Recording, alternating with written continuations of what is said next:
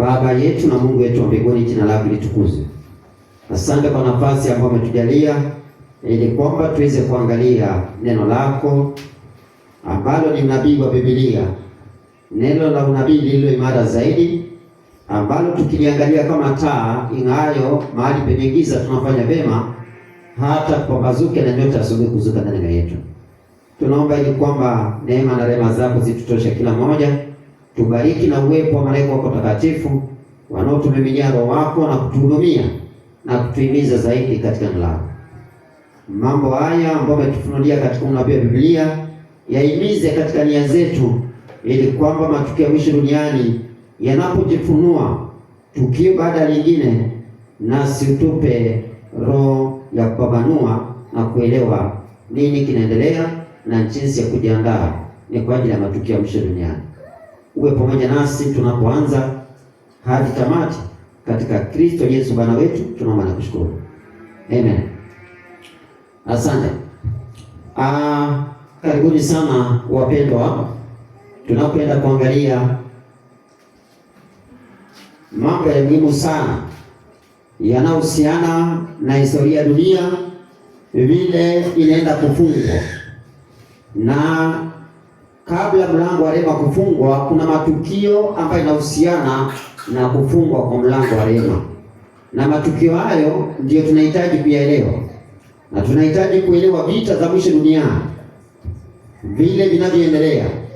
Tumekuwa tukiangalia vile vita vilianza mbinguni na vile vita hivyo vimekuwa vikiendelea duniani, na vile shetani amekuwa akipambana na wale ambao wanakataa kwa upande wake, hata kwa vita za kimwili, na kuelekeza vita kwa wale ambao wanakataa na uongo wake, na wale ambao wanakataa kumsujudia amekuwa akielekeza vita kwao. Shetani amekuwa akifanya hivi, maana ni muuaji tena ni muongo. Akishindwa na kudanganya watu fulani, anaelekeza vita kwao na anatafuta vile anaweza kuwaua na kuwamaliza na kuondoa katika dunia.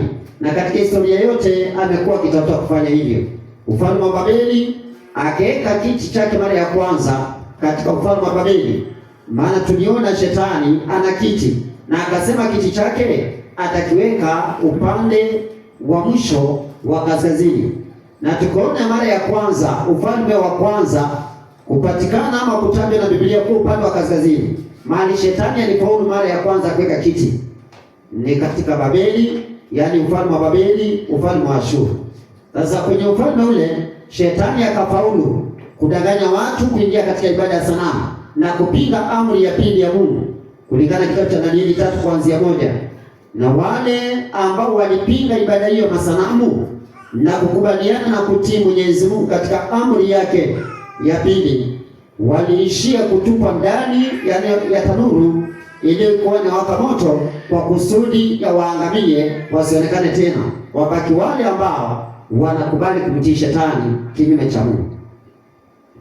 Baada ya hiyo tukaona ya kwamba kulikuwa na serikali ya pili, ambayo tuliona serikali ya Wamedi na Wajemi iliyoshinda serikali ya Babeli. Na serikali ya Wamedi na Wajemi ilipoanza kutoa dunia, ikachukua sehemu ambayo na ikiingia kutawala kutoka katika sehemu ambayo Babeli ilikuwa inatawala. Hivyo Wamedi na Wajemi wakachukua kiti cha shetani cha upande wa kaskazini, na hivyo kiti hicho cha shetani cha upande wa kaskazini kimekuwa kikipokezanwa kutoka kwa Babeli tunakuja kwa Wamedi na Wajemi. Na katika ufalme wa Wamedi na Wajemi tunapata ya kwamba shetani pia akikakita mizizi pale kwa kuleta ibada ielekezwe kwa wanadamu, na sheria ikawekwa ya kifalme ama sheria za kiserikali, ambazo sheria hizo ama sheria hiyo ambayo ya kifalme ilikuwa ni ya kupinga amri ya Mungu ambaye inasema usiwe na miungu mingine ila mimi. Na hivyo shetani akawa anaonekana kana kwamba anafaulu kwa kuweka sheria hiyo ili apinge amri ya Mungu, na sheria ile ya kifalme ikasema kwamba kuna mwingine anafaa kuabudiwa na mtu asiabudu Mungu mwingine yote isipokuwa mfalme Dario aketi muda wa siku 30 aabudiwe kama Mungu. Na hivyo ibada ikawa inataka kuelekezwa kwa wanadamu, na wanadamu wengine wote wakakubali kuelekeza ibada kwa wanadamu, isipokuwa mtu mmoja alikuwa anaitwa Danieli, alipinga na akakataa. miongoni mwa viongozi waliokuwa katika serikali ya Umedi na Uajemi. Danieli alipokataa, aliishia kutupwa ndani ya tundu la simba, ili akuliwe na simba asionekane tena na kusipatikane tena watu kama hao wanaopinga shetani na kukwamilia amri ya Mungu ya ibada, ambayo inapinga ibada kwa miungu mingine. Maana Mungu anasema usiwe na miungu mingine ila mimi. Serikali ya Umedi na Uajemi, shetani akawa amefaulu, amejaribu kufaulu kwa kiti pale, lakini Mungu akasaidia Danieli akuliwa na wale simba. Mungu alituma malaika wake wakalinda Danieli na kufumba makanyo ya simba, ili Danieli asiliwe na simba, kama vile Mungu alimtuma mwanawe wa pekee, mzaliwa pekee, akaja ndani ya moto ambayo Shadraka, Meshaki na Abednego alikuwa ndani yake. Akafanya nini? Akawaokoa kutokana na moto wa ile tanuru iliyokuwa inawaka moto. Wale vijana watatu hawakuchomeka na moto, hata ingawa mwako wa huo moto uliwachoma hata wale askari ambao waliwatupa Shadraka, Meshaki na Abednego, ambao ali majini waliopewa wakiwa Babeli, lakini wakiwa katika Yuda walijulikana kama Anania, Mishaeli na Azaria. Na tunashukuru Mungu, Mungu aliwalinda kupitia mwanawe Yesu Kristo, ambaye tunaamini ya kwamba hata sasa alitoa maisha yake akafa msalabani kwa ajili ya maisha ya kila mmoja wetu na kwa ajili ya wokovu wetu. Kama tukikubali kumwamini Yesu kama mwana wa Mungu, hatutapotea bali tutapata uzima milele katika yeye. Hapa ndipo penye subira ya watakatifu hao wazishikao amri za Mungu na imani ya Yesu. Kwa hivyo walio na imani ya Yesu pia wanakubali kushika amri za nani? Za Mungu. Maana shetani ana vita na amri za nani? Za Mungu. Amri za Mungu. Ana vita na amri za Mungu. Serikali ya tatu kuingia kulandia ikateka dunia yote na ikatawala pia katika kiti cha joka shetani, kiti ambacho ni cha upande wa kaskazini, na tukaona kiti kile kikakaliwa na Alexander the Great. Baadaye, baada ya Alexander the Great kufa kwake, wakainuka majenerali wanne wake aliokuwa anatawala na wao, wakamwonyesha ule ufalme. Serikali ya Ugiriki ama Yunani ikaongezeka bara nne sawa na pembe nne, ambazo ziliinuka baada ya pembe kubwa ama pembe mashuhuri kuvunjika, ama baada ya ule mfalme hodari kuvunjika ufalme wake na kuonyesha mara nne, pepo nne, kulingana na Danieli 11 na pia kulingana na Danieli 8 ambayo nimetaja tayari, na alafu pia kulingana na Danieli 7 zile vichwa vinne vya chui. Serikali ya Uyunani ikawa na tabia ya kukataa amri ya tatu ya Mwenyezi Mungu, ambayo inasema usilitaje jina la Bwana Mungu wako bure, maana Bwana atamhesabia kuwa hana hatia mtu alitaje jina lake bure. Na tukuona ya kwamba Yesu anasema katika kitabu cha Marko 7 na mstari wake wa 6 hadi mstari wake wa 8 ya kwamba Isaya alitabiri mema juu yenu ninyi wanafiki, kama ilivyoandikwa, watu hawa waniheshimu kwa midomo, ila mioyo yao iko mbali nami, nao wananiabudu bure, wakifundisha mafundisho yaliyomaagiza nani? Ya wanadamu. Ninyi mwaikataa amri ya Mungu ili mpate kuyashika mapokeo yenu. Kwa hivyo serikali Yunani wakaleta masomo ya falsafa na theolojia ambayo inapinga masomo ya Yesu Kristo ama masomo ya Biblia na mafundisho ya kweli ya Biblia, na kuleta nadharia ambayo inapotosha watu kuondoa katika mafundisho ya Kristo Yesu. Maana Yesu alisema ya kwamba maandiko yote yanamshuhudia yeye, kulingana kitabu cha Yohana 5:39. Tukasoma Kolosai 2 na mstari wake wa 8, tukaona ya kwamba tujihadhari mtu asitudanganye na elimu yake ya bure na mdanganye matupu, lest anyone spoil you through philosophy and vain deceit, kwamba tusikubali kudanganyika. Tukaona Wayunani kwenye kitabu cha Wakorintho ni ule wa kwanza 1:22 na 3:18 ya kwamba Wayunani walitafuta kuletea watu hekima ya dunia hii kinyume cha hekima ya mbingu. Na hivyo wapendwa, baadaye tukaangalia serikali iliyofuata kuteka dunia, inaitwa serikali ya Roma. Serikali ya Roma, Yesu akazaliwa akapata kitawala. Serikali ya Roma akainuka mfalme aliyesimama mwenye kutoza nini? Mwenye kutoza ushuru. Hapa tuliona ni mfalme aliyekuwa anaitwa Kaisari Augusto, baada ya Kaisari Julio. Na serikali ile ya Roma, Yesu akafa chini ya serikali ile. Serikali ya Roma ikawa na tabia kutesa wale ambao wamepinga imani ya Yesu. Kwa hiyo baada ya shetani kutumia serikali ya kwanza ya Babeli na Ashuru, ukata amri ya pili ambayo inasema usijifanyie sanamu ya kuchonga, wakarudi wakapata serikali ile katae amri ya ngapi? Ya serikali ya pili, ukata amri ya kwanza ya Mungu ambayo inasema usio na miungu mingine ila mimi.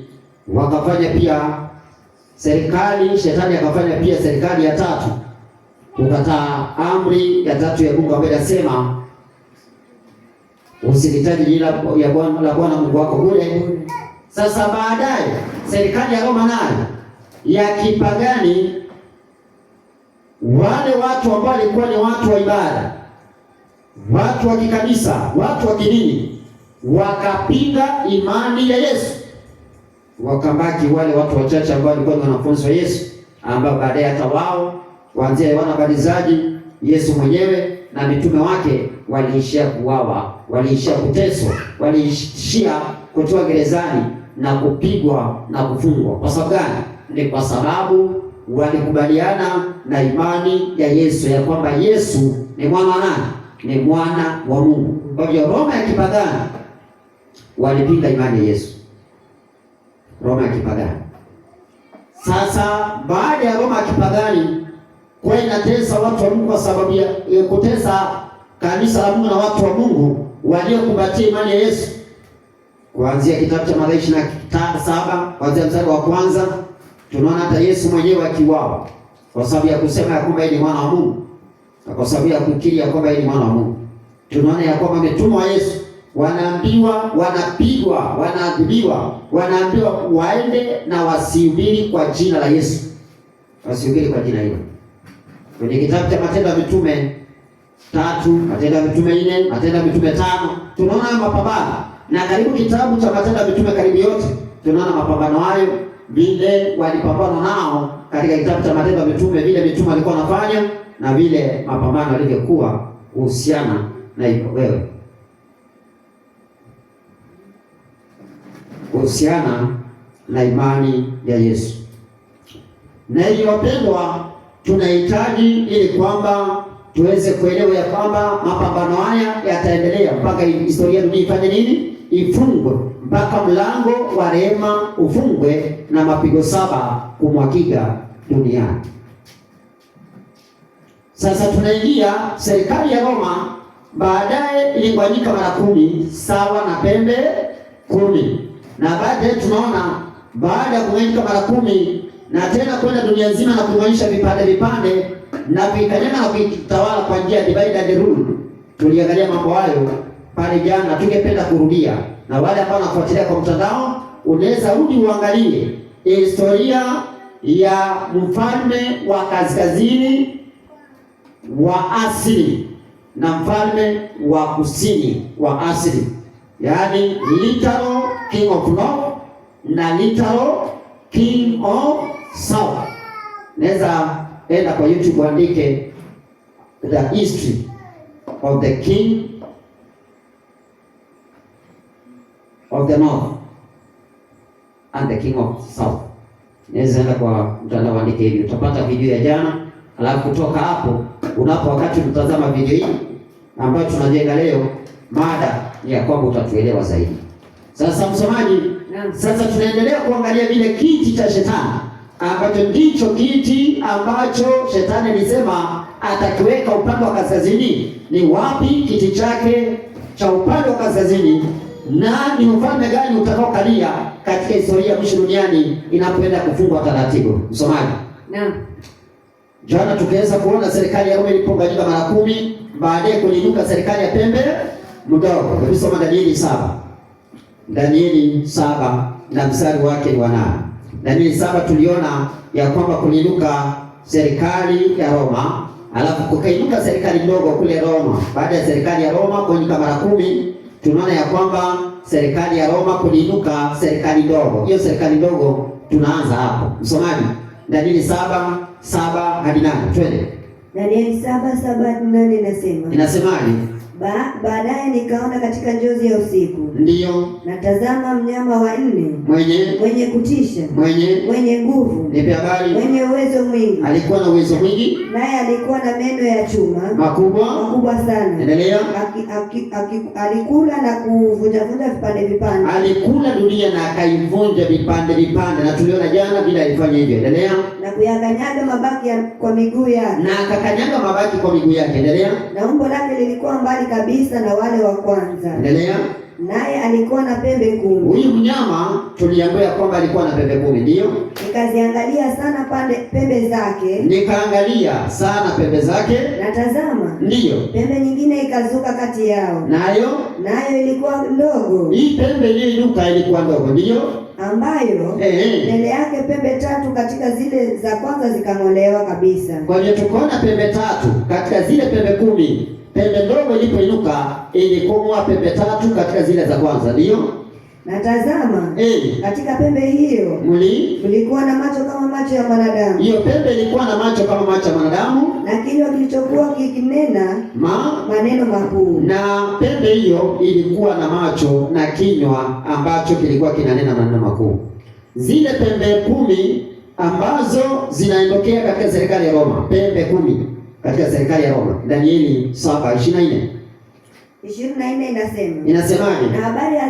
Na habari za zile pembe 10. Na habari ya zile pembe 10 katika ufalme huo. Katika ufalme huo mmoja wa Roma wataondoka wafalme 10. Kwa hiyo badala ya serikali ya Roma kuisha, maana hiyo ndiyo inaenda kufunga historia ya dunia, serikali ya Roma.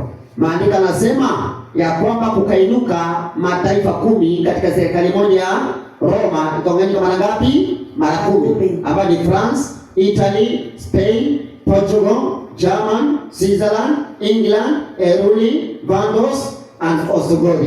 Mataifa 10 ya Roma. Alafu endelea msomaji. Na mwingine ataondoka baada ya hao. Mwingine ambaye ni pembe mdogo, tumeona ako na macho na kinywa kinena maneno makuu. Akaondoka baada ya wale 10. Alafu naye atakuwa mbali na hao wa kwanza. Nipe habari. Naye atawashusha wafalme watatu. Asante. Kwa hiyo atakuwa sawa na hizo pembe zingine.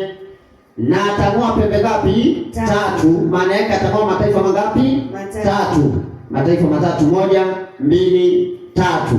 Alipong'oa mataifa matatu ambayo tuliona jana, tukaona ni Eruli mwaka wa 493 AD na Vandos mwaka wa 534 AD, yaani baada ya Kristo. Alafu Ostrogoth mwaka wa 538 AD baada ya Yesu. Serikali hizo 3 zikang'olewa, na ile serikali ya Roma ikawa imeondoa vikwazo vingapi? 3. Serikali ya pembe mdogo ikawa imeondoa vikwazo 3. Maana pia serikali ya Roma ya kipagani iling'oa vikwazo 3. Msomaji, naomba nipatie Danieli 8. Danieli 8 mstari wa 9. Danieli 8 mstari wake ni wa 9, nitasoma. Barikiwa. Na katika moja ya pembe hizo ilitokea pembe ndogo ya Danieli 8:9. Danieli 8 mstari wake ni wa 9. Tunaona ya kwamba pia serikali ya kipagani ya Roma ya kipagani pia iling'oa vikwazo 3 ili kutawala dunia. Soma tusikie. Danieli 8 mstari wake ni wa 9 inasema. Ndiyo. Na katika moja ya pembe hizo ilitokea pembe ndogo iliyokuwa sana upande wa kusini, ilielekea upande wa kusini. Upande wa kusini ni Misri. Endelea. Na upande wa magharibi ni upande wa Wagiriki huko. Endelea. Na upande wa nchi ya uzuri ambayo ni nchi ya Palestina. Kwa hiyo akateka maeneo matatu serikali ya Roma ya kipagani ili kutawala dunia. Ikateka Misri, ikateka pia wapi? Upande wa magharibi ambao ni Ugiriki, na pia ikateka Palestina, nchi ya uzuri. Aendelea msomaji. Achia pale. Hiyo ndio point nilikuwa nataka kuleta. Sasa pia pembe ndogo ya Danieli 7 mstari wake 8 maandiko yanatuambia kwamba hiyo pembe ndogo iling'oa pembe ngapi? 3, ambayo ni Eruli, Vandos na Osogodi. Yakabaki mataifa 7 na ile pembe ndogo ikawa pembe ya ngapi? Ya 8. 7 zilizosalia ni Italy, German, tunakuja France, tunakuja Portugal, Spain, Switzerland and England. Mataifa 7 ya Roma inaitwa G7. Alafu tunaongeza pembe ndogo anakuwa 8. Sasa hii serikali ndogo kule Roma inapoinuka, hiyo serikali ndogo kule Roma ni serikali ndogo tu. Inapoinuka kule Roma ni serikali ambayo ilikuwa na macho na kinywa cha kunena maneno makuu, lakini haina masikio. Haina masikio, lakini iko na macho na kinywa cha kunena maneno makuu. Hiyo lugha ya kunena maneno makuu, je, kuna mahali pengine tunapata hiyo lugha?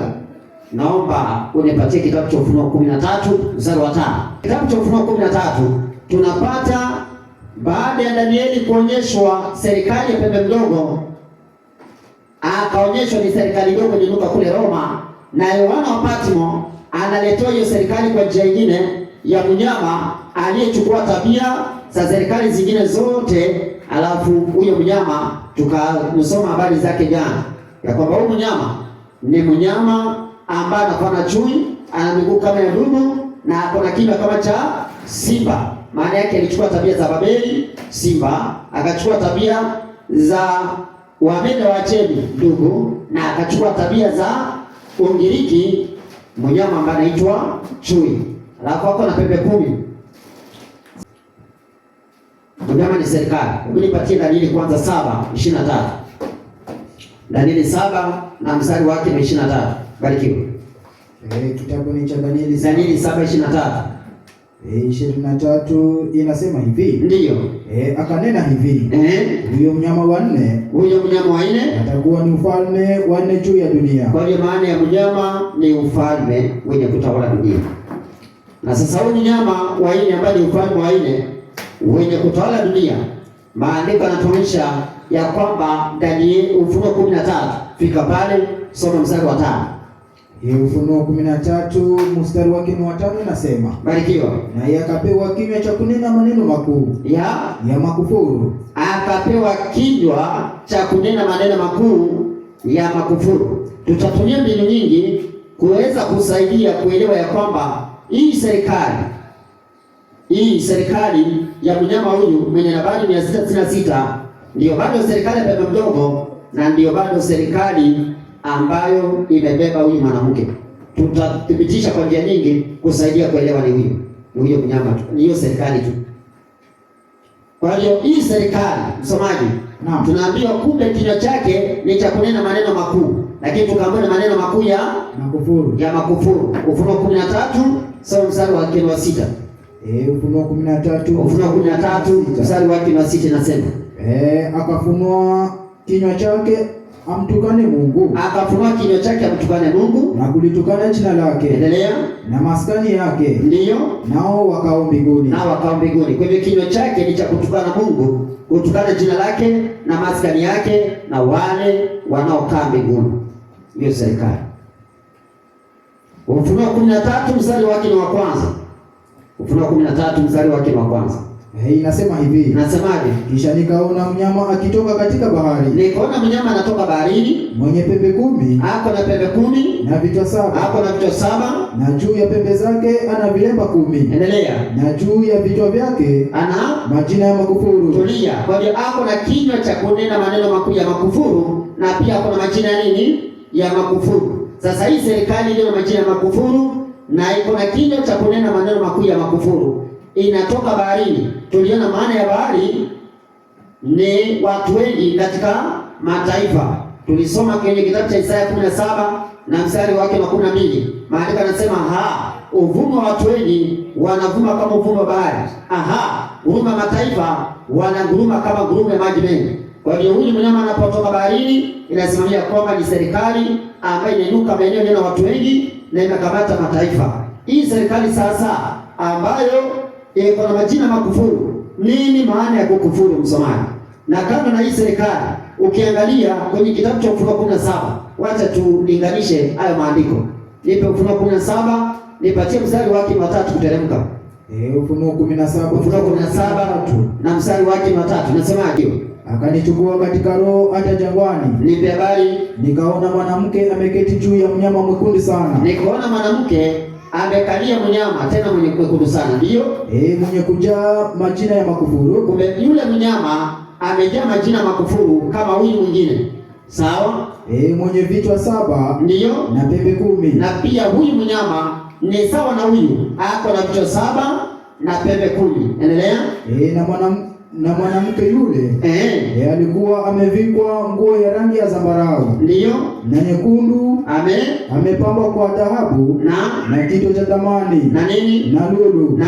Naye alikuwa na kikombe cha dhahabu mikononi mwake. Naye alikuwa na kikombe cha dhahabu mkononi mwake, kilichojawa na machukizo na uchafu ya usherati wake. Na machafu ya usherati wake. Kwa hiyo hapa tunaona mwanamke amekalia mnyama mwekundu sana, mwenye kujaa majina makufuru, mwenye vichwa 7 na pembe 10. Yule mwanamke alikuwa na kikombe cha dhahabu mkononi mwake, kilichojawa na machukizo na machafu ya usherati wake.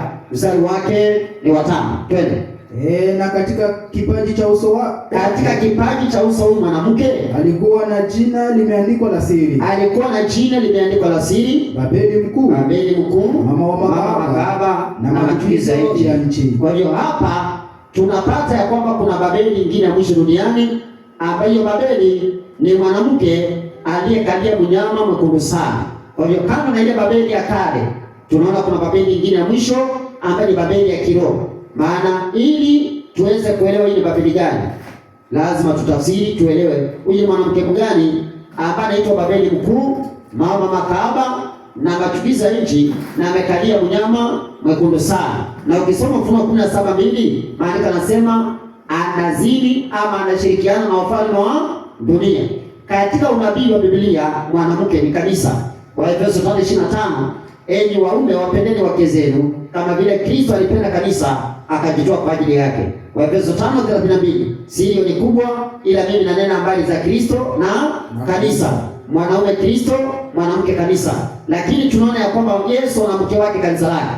Katika kitabu cha Wakorintho wa 2:11 mstari wa 2, maana nawaonea wivu wa Mungu, maana niliwaposea mtu mmoja ili nimletee Kristo bikira safi. Kwa hiyo Yesu anahitaji kuletewa bikira safi, mke wake. Ufunuo 19 mstari wake ni wa 7 hadi wa 8, na tufurahi tukashangilie tukampa utukufu wake, kwa kuwa harusi ya mwana kondoo imekuja na mkewe amejiweka tayari, na amepewa kuvikwa kitani nzuri ing'arayo safi, kwa kuwa kitani nzuri hiyo ni matendo ya haki ya watakatifu. Kwa hiyo Yesu ana watakatifu wake, kanisa lake walio na matendo ya haki. Gani hayo? Ufunuo 14:12, hapa ndipo penye sudi la watakatifu hao wazishikao amri za Mungu na imani ya Yesu. Ufunuo 12:17, joka akamkasikia yule mwanamke akaenda kufanya vita juu ya wazao wake waliosalia, hao wazishikao amri za Mungu na kuwa na ushuhuda wa Yesu Kristo. Ufunuo 19 mstari wake wa 10, maandiko yanatuonyesha kwamba malaika akamwambia Yohana, angalia usifanye hivi, mimi ni mjoli wako na wa ndugu zako, msijudie Mungu, kwa kuwa ushuhuda wa Yesu ndiyo roho ya unabii. Na hivyo wapendwa, Yesu ana kanisa lake, mke wake, watakatifu wake wanaoshika amri za Mungu na wako na imani ya Yesu. Wanashika amri za Mungu pia na wako na ushuhuda wa nani?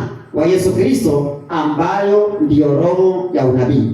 Hivyo wako na roho ya kuelewa unabii wa Biblia. Hata Danieli na Ufunuo, vitabu ambavyo havieleweki vizuri, wako na roho ya unabii ya kuwasaidia kuelewa unabii wa Biblia. Sasa msomaji, naam.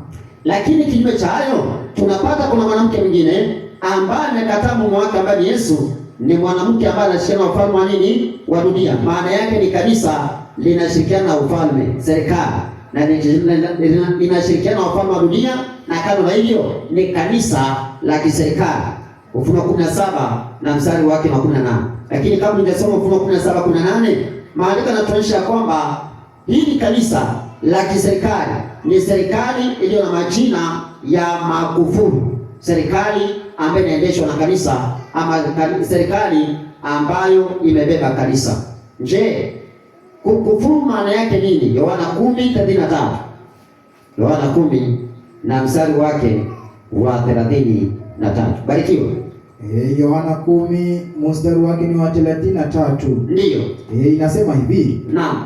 Wayahudi wakamjibu. Wayahudi wakamwambia Yesu, kwa ajili ya kazi njema, ndiyo, hatukupigi kwa mawe, bali kwa kukufuru, na kwa sababu wewe uliye mwanadamu, ndiyo, wajifanya mwenyewe Mungu. Asante. Kwa hiyo kwa kuwa wewe uliye mwanadamu wajifanya mwenyewe nini? Mungu. Kwa hiyo tunaona ni serikali ya mwanadamu anajifanya kuwa nani? Mungu. Kwa hiyo ni serikali ya kikanisa ama ni serikali ambayo imebeba kanisa, na serikali yenyewe kuna mwanadamu ameketi amejifanya Mungu. Kwa njia gani msomaji?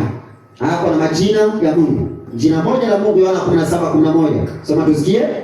Yohana 17:11. Kwa hiyo Mungu alitabiri habari za serikali ya kikanisa. Na Mungu alitabiri habari za serikali ya kiibada, serikali ambayo itahusiana na kanisa. Soma tusikie. Inasema hivi. Ndiyo. Wala mimi simo tena ulimwenguni. Wala mimi simo tena ulimwenguni. Lakini hawa wamo ulimwenguni. Nami naja kwako. Baba Mtakatifu. Kwa hivyo tunaona ni kanisa la kiserikali. Serikali ni ya nani? Ni ya Baba Mtakatifu. Kwa hivyo kuna serikali ya Baba Mtakatifu na iko duniani. Na hii serikali ya kikanisa ama serikali imekamatana kanisa. Hata Danieli 2 alikuwa ametabiri ya kwamba kipindi cha duniani kutakuwa na church and state, kanisa na serikali, kanisa na serikali, kanisa na serikali. Sasa msomaji, naam, hili kanisa na serikali, Danieli 2, naomba nipe Danieli 2:41. Danieli 2:41.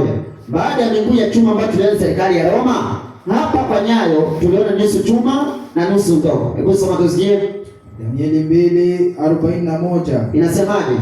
Inasema hivi. Ndiyo. Na kama vile ulivyoziona hizo nyayo za miguu na vidole vyake, za miguu na vidole vyake, kuwa nusu udongo wa mfinyanzi, kuwa nusu udongo wa mfinyanzi na nusu chuma, na nusu chuma, ufalme ule utakuwa ufalme uliogawanyika. Kwa hiyo ufalme wa mwisho duniani utakuwa ni ufalme uliogawanyika. Endelea. Lakini ndani yake, ndiyo, zitakuwa nguvu za chuma. Ndani yake kutakuwa na nguvu za chuma, kama vile ulivyoona kile chuma kimechanganyika na udongo wa matope. Tulia. Kwa hiyo tunaona ya kwamba serikali ya mwisho duniani ni serikali iliyogawanyika, lakini ndani ya serikali ile kuna nguvu ya chuma ambayo ni serikali ya Roma, na pia kuna udongo wa mfinyanzi ambao ulipochanganyika na udongo, ulipochanganyika na chuma ukawa udongo wa matope. Je, chuma tuliona serikali ya Roma, na udongo maana yake nini? Udongo wa mfinyanzi. Naomba nipe kitabu cha Isaya 64 na mstari wake ni wa 8. Isaya 64 mstari wake ni wa 8. Nasemaje? Isaya 64 mstari wake ni wa 8, nasema. Barikiwa. Lakini sasa Bwana, wewe u baba yetu. Hao ni watu wa Mungu wanasema Bwana, wewe u baba yetu. Sisi tu udongo. Sisi ni udongo. Nawe umfinyanzi. Na wewe umfinyanzi wetu. Kwa hiyo Mungu ni mfinyanzi na watu wa Mungu ni udongo wa mfinyanzi. Sasa watu wa Mungu, kanisa la Mungu likafika mahali likageuka, likaungana na Roma, likageuka kwa udongo wa matope. Matope inasimamia nini? Isaya 57 mstari wa 20 hadi 21. Isaya 57 mstari wake wa 20 hadi mstari wake wa 21. Inasemaje msomaji? Inasema hivi. Safi. Bali wabaya wanafanana na bahari iliyochafuka. Wabaya wanafanana na bahari iliyochafuka. Maana ndiyo, haiwezi kutulia. Endelea. Na maji yake hutoa matope na takataka. Hutoa matope na takataka. Hutoa tope na takataka. Asante, barikiwa, ndio umesoma vizuri. Hutoa tope na takataka. Kwa hiyo inamaanisha kwamba kumbe udongo wa matope unasimamia watu wabaya, Umefika mstari wa 21? Bado. Endelea. Hapana amani. Hapana amani kwa wabaya, kwa watu wabaya. Inamaanisha kwamba wanaungana kipindi ambacho wanadai kuwa na amani wakati hakuna amani kwa watu wabaya. Wathesalonike wa kwanza 5 na mstari wake, naomba nisomee mstari wake ni wa kwanza kuteremka. Kwa hiyo ni kipindi ambacho wanasema kuna amani, wakati ambapo katika siku za wafalme hawa, ufalme wa mwisho duniani ambao umegawanyika, Mungu wa mbinguni atasimamisha ufalme wake waachiwe, avunje falme zote za dunia na awe ndiyo mfalme wa kweli wa kaskazini, baada ya kuvunja serikali zote za dunia. Soma andiko. Wathesalonike wa kwanza 5 mstari wa kwanza. Ndiyo. Lakini ndugu, kwa habari ya wakati na majira, kwa habari ya nyakati na majira, hamna haja niwaandikie. Endelea. Maana nyinyi wenyewe mnajua yakini ya kuwa siku ya Bwana yaja kama vile mwivi ajavyo usiku. Siku ya Bwana yaja kama vile mwivi ajavyo usiku. Endelea. Wakati wasemapo kuna amani na salama, ndipo uharibifu uwajiapo kwa ghafla. Kwa hiyo wakati wanasema kuna amani na salama, uharibifu utawajia kwa ghafla. Kama vile utungu umchavyo mwenye mimba, wala hakika hawataokolewa. Tulia. Kwa hiyo inamaanisha kwamba baada ya kuokolewa wanaenda kuangamia. Maana ni watu walikuwa ni watu wa Mungu, wakakubali kuunganika na serikali ya Roma ama serikali ya mwisho duniani. Walipoungana na serikali ya mwisho duniani, wakageuka kuwa watu wabaya, maana wameungana na serikali. Baada ya kugeuka kuwa watu wabaya, ikawa sasa ni kanisa la kiserikali liko duniani, church and state, kanisa la serikali. Nini wamefanya ili wapatikane kwenye matope? Petro wa pili 2 na mstari wake wa 19 hadi mstari wa 22. Kwa nini Bwana atawaangamiza? Kwa nini hawataokolewa? Msomaji, Petro wa pili 2 na mstari wake wa 19 hadi mstari wa 22. Nasemaje? Petro wa pili 2:19. Ndiyo. Inasema hivi, wakiwaidia uhuru na wenyewe ni watumwa wa uharibifu. Endelea. Maana kwa hiyo hao ni watumwa wa uharibifu. Maana mtu akishindwa, ndiyo, na mtu huwa mtumwa wa mtu yule. Mtu akishindwa, na mtu huwa mtumwa wa mtu yule. Endelea. Kwa maana ndiyo, wale waliokwisha kuyakimbia machafu ya dunia, ndiyo, kwa kumjua Bwana na Mwokozi Yesu Kristo. Endelea. Kama wakinaswa tena na kushindwa, hali ya mwisho imekuwa mbaya kuliko ile ya kwanza. Endelea. Maana ndiyo, ingekuwa heri kwao kama wasingalijua njia ya haki kuliko kuijua kisha kuiacha ile amri takatifu waliopewa. Kwa hiyo jambo la kwanza, walikuwa wamemjua Yesu. Jambo la pili, walikuwa wamekimbia machafu ya dunia. Jambo la tatu, walikuwa wamekubaliana na amri takatifu ya nani? Ya Mungu. Kisha baadaye wanafanya nini? Wanaiacha. Alafu lakini imetukia kwao sawasawa na ile mithali ya kweli. Ndiyo. Mbwa ameyarudia matapiko yake mwenyewe. Ndiyo. Na nguruwe alioshwa amerudi kugaagaa matopeni. Tulia. Kwa hiyo wanarudi matopeni, baada ya kutoka katika uchafu wa matope wanarudi kugaagaa matopeni. Kwa hiyo wapendwa, watu wa kwanza kuunganisha kanisa la serikali ilikuwa ni kanisa la Roma. Ndiyo kanisa lile la kwanza la mitume. Baada ya mitume wote kufa kama pioneers, walipokufa kanisa likaanza kupiga hatua, baada ya shetani kuteza kanisa na kuona ya kwamba watu wakiteswa wanaongezeka maelfu, wanaongezeka, wengine wanakuwa Kristo, wanaongezeka wanafunzi wa Yesu. Shetani akaona kama uweze kuwashinda, ungana na wao. If you cannot defeat them, change them. Shetani akajiunga na wao. Shetani akafaulu kuingia ndani ya kanisa na akaamua kubadilisha kanisa. Kanisa likakubaliana na mapokeo na baadaye likaungana na nini? Na serikali. Likaungana na serikali. Lakini nitaeleza hayo zaidi. Sasa msomaji, wacha kwanza nieleze baadhi ya tabia ambazo zinaonekana maeneo ili kwamba tuweze kuelewa kweli serikali moja hii ambayo tunazungumzia ambayo imeelezwa kwa njia nyingi. Kwanza hapa tumeona ni watu ambao wamekataa sheria za Mungu, si ndio? Ndio. Haya. Yule mwanamke ukisoma katika kitabu kile cha Warumi 7 na mstari wake wa 2, maandiko yanasema ya kwamba mwanamke hufungwa kwa sheria na sheria kwa mume wake maadamu mume wake yu hai. Lakini mume wake akifa, amefungulia ile sheria mumewe na yuko huru kuolewa tena na mwanaume mwingine ambaye anampenda mume wake akifa, lakini katika Bwana tu. Lakini akienda na mwanaume mwingine wakati bado mume wake yuko hai, anaitwa mzinzi ama anaitwa kahaba. Ili kanisa linaitwa kahaba kwa sababu linakataa Yesu ambaye yuko hai, alafu linashikana na wafalme wa nini? Wa dunia, linazini na wafalme wa dunia. Na linakataa amri ya nani? Ya Bwana, ama sheria ya bwana wake. Linakataa sheria ya bwana wake. Linakataa. Kama na hivyo, hii serikali ambao tumeambiwa watanena maneno makuu ya makufuru. Danieli 7:25. Kusoma tusikie.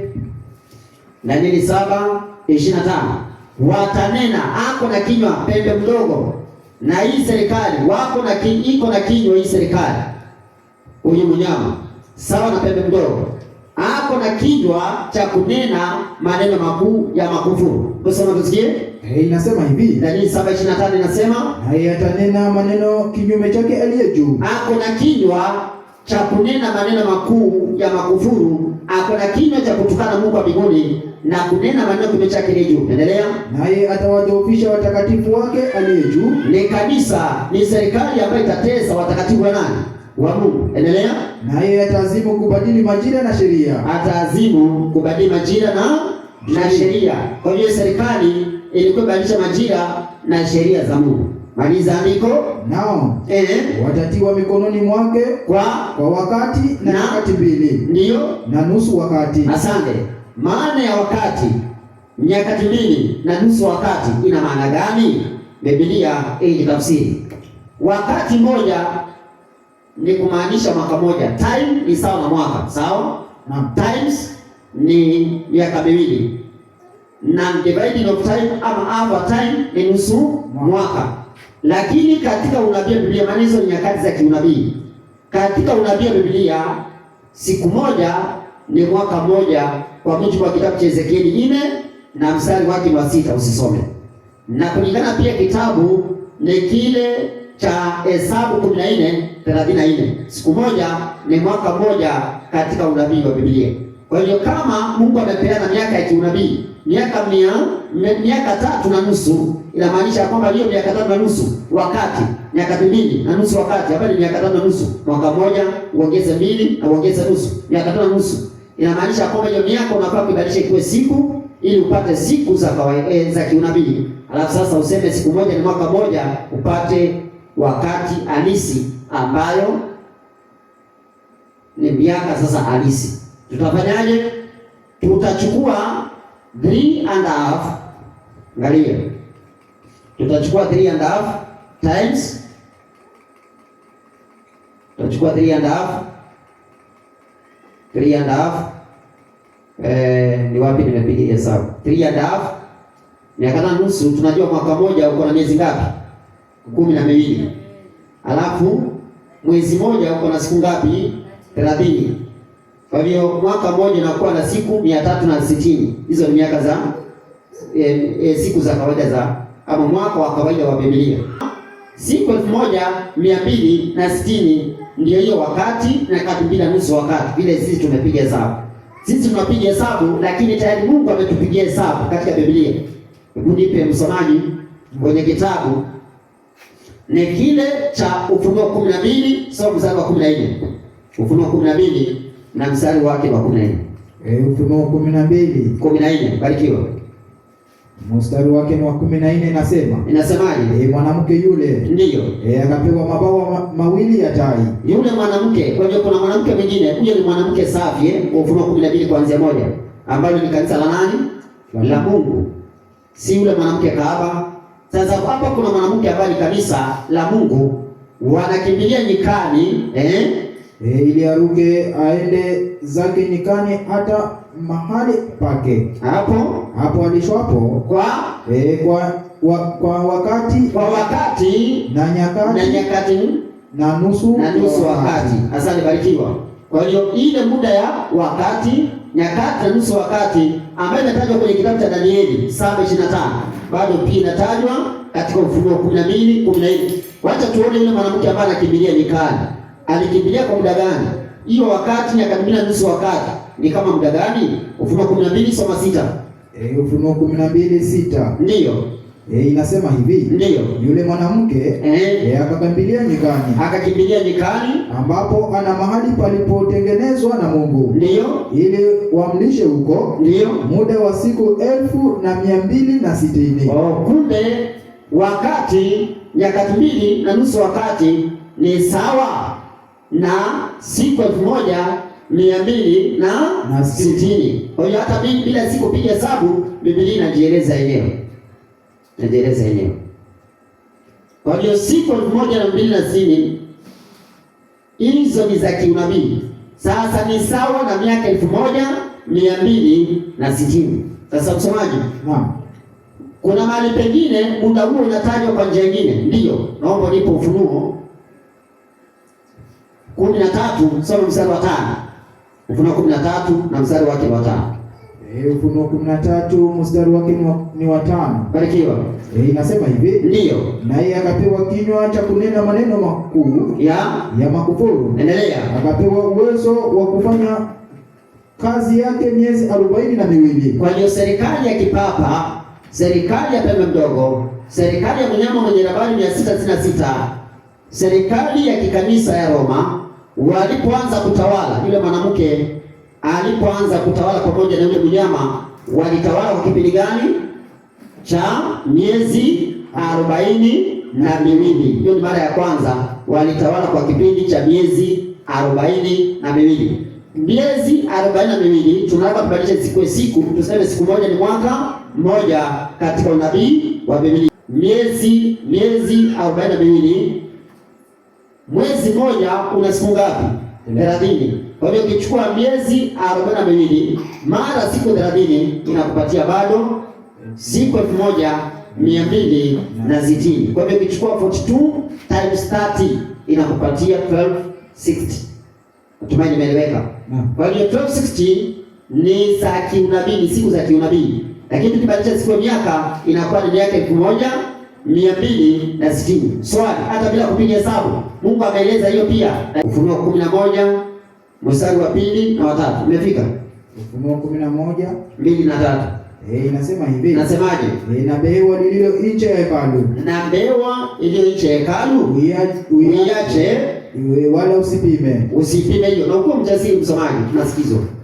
Kwa maana ndiyo mataifa wamepewa hiyo. Mataifa wamepewa hiyo. Nao wataukanyaga mji mtakatifu miezi 42. Watakanyaga mji mtakatifu, maana yake watakanyaga watu wa Mungu miezi 42. Endelea. Nami nitawaruhusu mashahidi wangu wawili. Kipindi hicho tu cha miezi 42 nitawaruhusu mashahidi wangu wawili, nao watatoa unabii siku 1260. Tulia. Kwa hiyo mashahidi wawili ni Agano la Kale na Agano Jipya, ndiyo mashahidi wanaomshuhudia nani? Yesu. Ndiyo walioshuhudia kipindi hicho cha zama za giza, kipindi cha siku 1260 ambayo ni miaka 1260.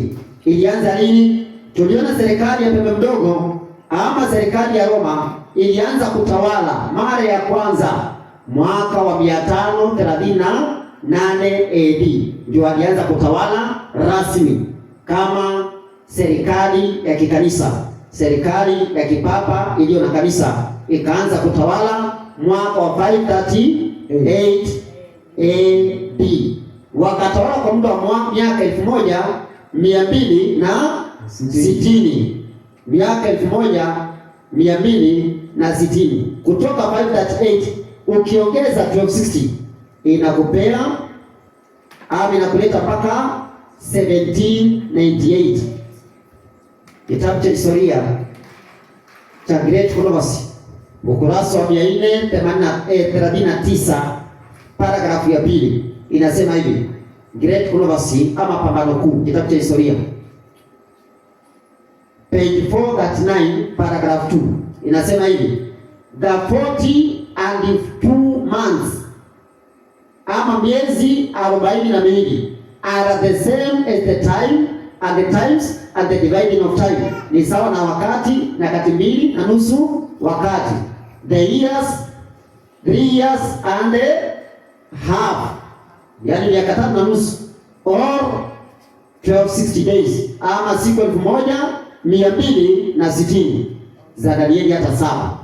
Tumesoma Danieli 7:25. Tumesoma wapi tena? Tumesoma pia Ufunuo 13 mstari wa ngapi? Wa 5. Kwa hiyo ni wakati mmoja, the time during which the papal power was to oppress God's people. Ilikuwa ni kipindi ambacho serikali ya Roma ya kipapa ama nguvu za kipapa walikuwa wateze na kufinyilia watu wa nani? Wa Mungu.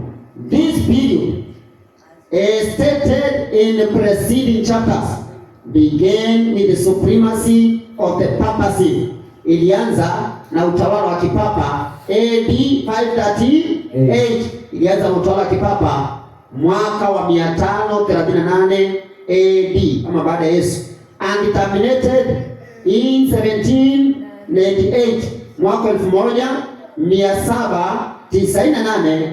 At that time the Pope was made captive by the French army. Katika wakati huo papa alichukuliwa mateka na Ufaransa ama na askari wa wapi? Wa Ufaransa. The papal power received its deadly wound. Serikali ya kipapa ikapokea jeraha nini? La mauti, and the prediction was fulfilled. He that leadeth into captivity shall go where?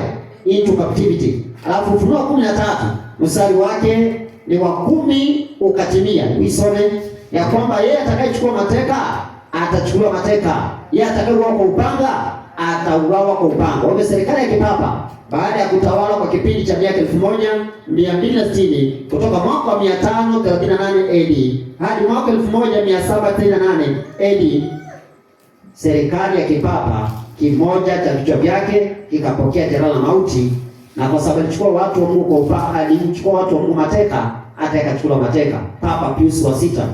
Na kwa sababu waliwa watu wa Mungu kwa upanga, mamilioni ya watu kipindi cha zama za giza, kipindi hicho pia naye akauawa kwa upanga. Msomaji, kwanza ndipo Ufunuo 13 mstari wake ni wa 3. Soma tusikie. Ufunuo 13 mstari wa 3. Barikiwa. Nikaona kimoja cha vichwa vyake. Nikaona kimoja cha vichwa vyake kana kwamba kimetiwa jeraha la mauti. Na pigo lake la mauti likapona. Kwa hiyo baada ya serikali ya kipapa kutawala kwa kipindi cha 1260 walikuwa pokea jeraha la mauti, na tumeona jeraha la mauti ilitimia mwaka 1798 AD. Msomaji? Naam. Ufunuo 13 maliza. Na jeraha lake la mauti likafanya nini? Likapona. Alafu dunia yote ikamsajabia mnyama yule. Dunia yote ikamsajabia, ikamwabudu mnyama yule. Wakamsujudu ile joka. Watu wakaabudu joka shetani. Kwa sababu alimpa huyo mnyama uwezo wake. Tulia. Kwa hiyo mnyama akarudishwa tena tawale baada ya kupona jeraha nini? La mauti. Kwa hiyo inamaanisha huyu mnyama kuna kipindi alitawala, kuna kipindi akawa yuko akamolewa mamlakani, ama hiyo serikali ya kipapa ikabaki ni kanisa bila mamlaka ya kiserikali. Kwa hiyo serikali ikamolewa, ikabaki ni kanisa peke yake bila serikali. Kwa hiyo ikabaki serikali ya kipapa haipo tena, lakini kanisa la Roma, kanisa Katoliki bado ikabaki bila mamlaka ya kiserikali. Akapokea jeraha la mauti. Kimoja cha vichwa vyake ambaye ni Papa Pius wa 6 akapokea jeraha la mauti baada ya kanisa la Roma. Ufunuo 13 mstari wake wa 10. Baada ya serikali ya Roma kutesa watu wa Mungu ikiwa inashirikiana na kanisa, ambao kanisa hilo lilishirikiana na serikali, ikawa kanisa la kiserikali, kanisa la serikali ya Roma. Walipotesa watu wa Mungu na kuwaua, hao ni kina John Huss, hao ni kina huyu anaitwa Martin Luther, kuna wengine kina wa Bible believing Waldenses walikuwa wanasoma Biblia wakiwa wameficha. maana walikuwa wananyang'anya Biblia na hata kuchoma. Msomaji? Naam. Ufunuo 13 mstari wa 10, twende. Ufunuo 13:10 nasema, na waanzilishi wa makanisa yote ya Kiprotestanti yaliyotokea kipindi cha zama za giza kabla ya 1700 waliamini ya kwamba mpinga Kristo ako Vatican. Mpinga Kristo ameketi Roma. Waliamini hivyo. Kuanzia Martin Luther, kuja John Calvin, kuja John Wesley na wengine wengi. Wycliffe, Tyndale, Cranmer, John Bunyan aliyechomwa akiwa anaimba wimbo wa kutukuza Mungu. Msomaji, twende. Inasema hivi. Ndiyo. Mtu akichukua mateka atachukuliwa mateka. Ndiyo. Mtu akiwa kwa upanga atauawa kwa upanga. Serikali ile ilitawale kwa kipindi cha miaka 1260. Ili wenye kutawala waliingiaje katika utawala? Mali historia tutaona kijirudia tena. Msomaji? Naam. Hiyo historia lazima tuione kirudia tena, atusoma hata nukuu ya kusaidia kuelewa historia itajirudia. Kwa hivyo ni vyema kuweza kusoma na kuelewa historia hiyo, maana itajirudia. Ili niachie mahali ambapo tutachukulia kesho. Ili kesho nikuonyesha vile historia hii inajirudia. Msomaji? Naam. Nataka tu nizungumzia mambo ya 538 mpaka 1798. Kesho sasa naanza hapo nikiendelea. Sasa msomaji? Naam. Naomba kwanza unipatie Biblia kidogo tu, alafu nisome hiyo nukuu. Hiyo nukuu tutaisoma tutakapokuwa tunaenda kumaliza. Sasa msomaji, naomba unipatie Danieli 11 anza 30. Danieli 11 na mstari wake wa 30. Nasemaje msomaji? Danieli 11. Serikali ya kipapa kuanzia 538 AD iliinukaje duniani? Soma tusikie. Danieli 11 mstari wake ni wa 30. Twende. Inasema hivi. Inasemaje? Maana marekebu za kitimu. Merikebu. Shika hiyo point. Merikebu, maana ya merikebu ni economic power. Mambo ya Nyakati wa Pili 9:20 hadi 21.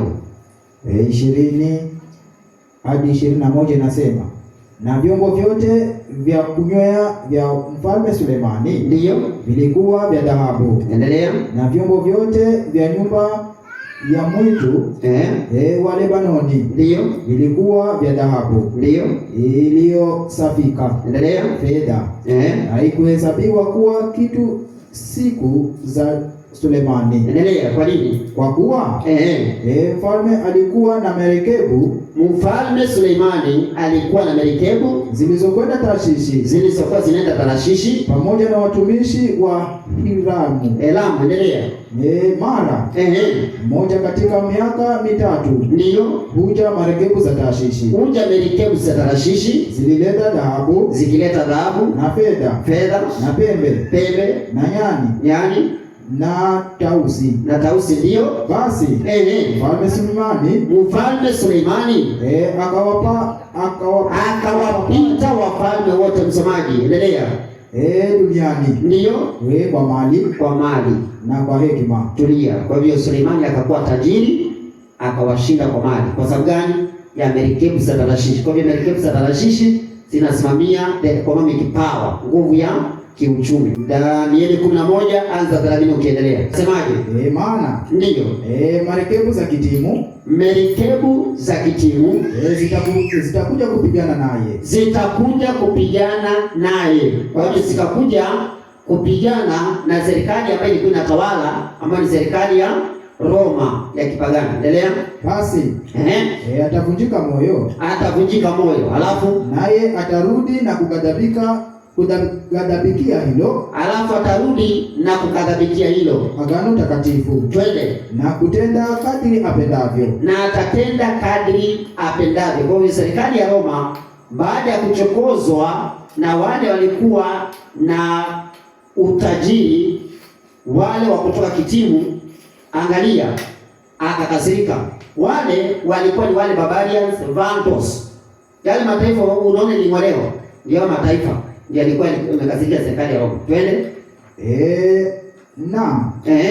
Alafu yeye ataenda, anapoenda vitani, anarudi akiwa amekadhabikia hilo agano takatifu. Sio ni agano la Mungu.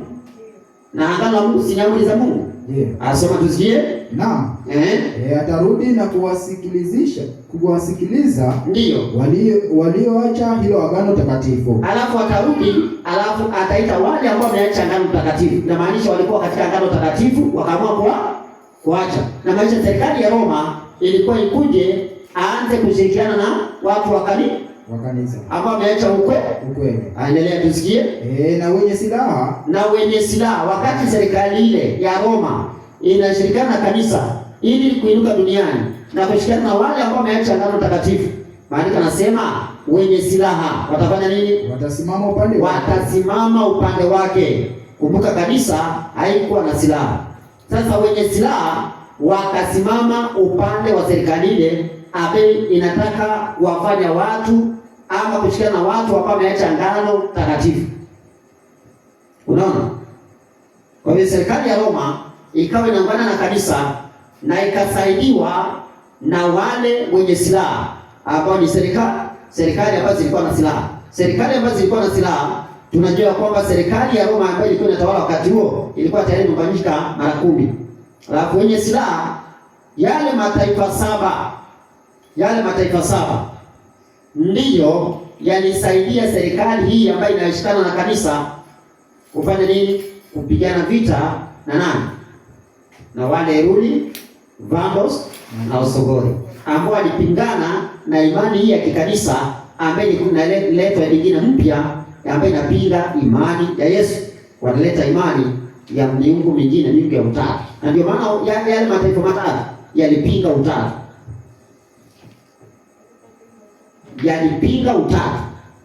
Maana utatu ulikuwa umeanza kuingizwa mwaka wa 325. Walikuwa wanapinga utatu.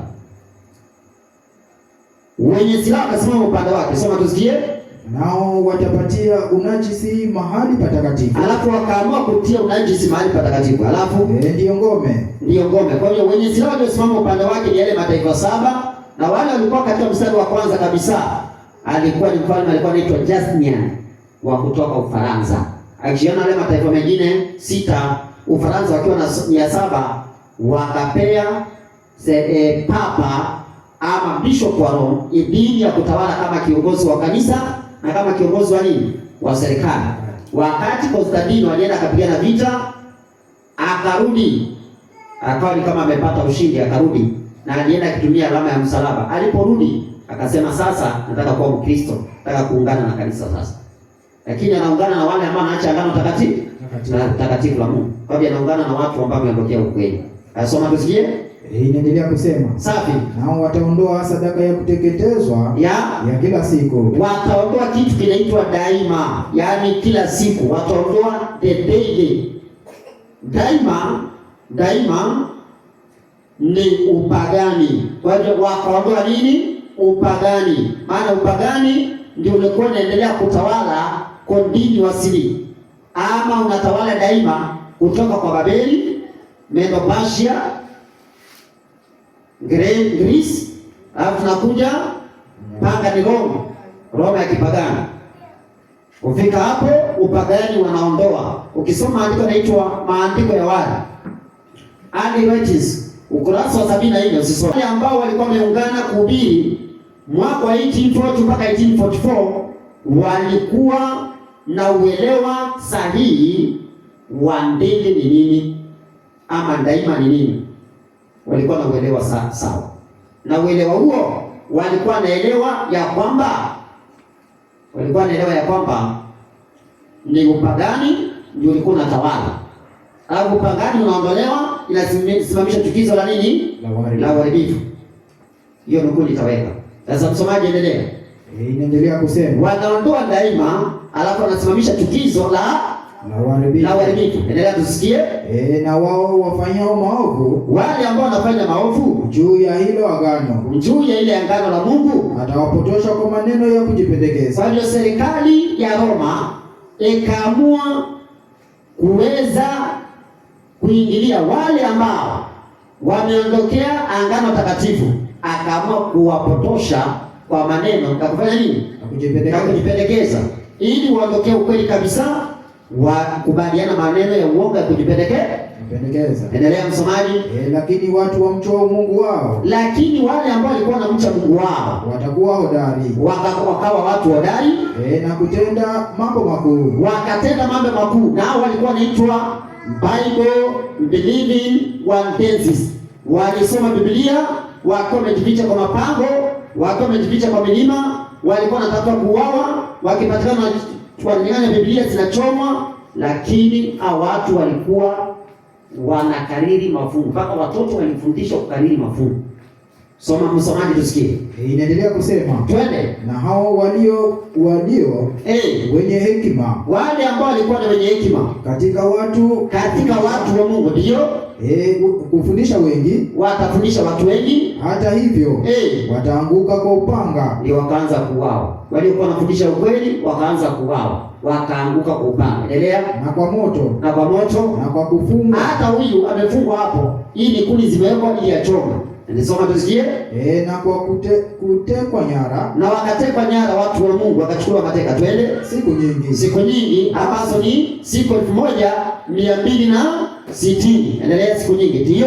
Basi watakapoanguka watasaidiwa kwa msaada kidogo. Wakasaidiwa kwa msaada kidogo, wakati matengenezo yaliingia kuanzia Martin Luther akaandika ngomea kule Roma, akaweka 95 theses kule German, serikali ya Roma akaweka 95 theses kupinga ya kwamba serikali ya kipapa ndiyo inapotosha watu, na hapo ndio serikali ya mpinga Kristo imeweka kiti.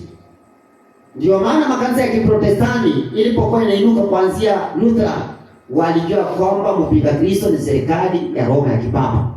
Lakini sasa makanisa ya Kiprotestanti hawana habari na wala wapingi, maana hata pioneers walioinuka kuanzia makanisa ya Kiprotestanti walipokufa, Waprotestanti wale ukiuliza kwa nini makanisa haya yalianza, hawajui yalianza kwa sababu walikuwa wanapinga serikali ya nini? Ya kipapa.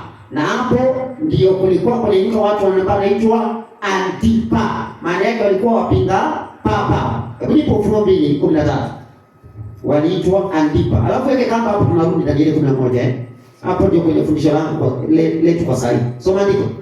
Ufunuo 2. Ufunuo 12, Ufunuo 2 samani.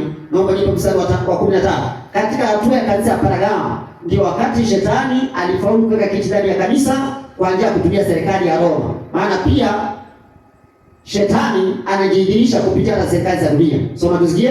Inasema hivi. Aje. Napajua ukapo. Sasa maandiko yanasema katika hatua ya kanisa ya Pergamo, napajua ukapo ndipo penye kiti cha enzi cha shetani. Penye kiti cha enzi cha shetani. Shetani akafaulu kuweka kiti ndani ya kanisa. Asoma tusikie.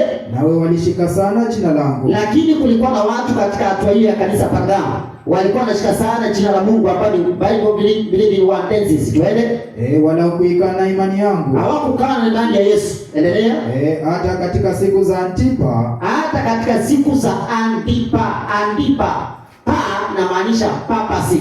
Antipa kama vile tunasema Antichrist, tunamaanisha mpinga Kristo.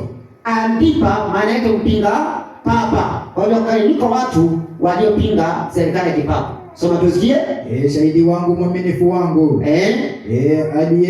Aliyeuawa kati yenu hapo akaapo shetani. Kwa hiyo mahali shetani alika kiti, watu wa Mungu waliuawa. Walikuwa wanaitwa Antipa, waliopinga kuinuka kwa serikali ya kipapa, waliuawa. Walitaka kuuawa. Sasa msomaji, rudi Danieli 11, endelea mahali umefika.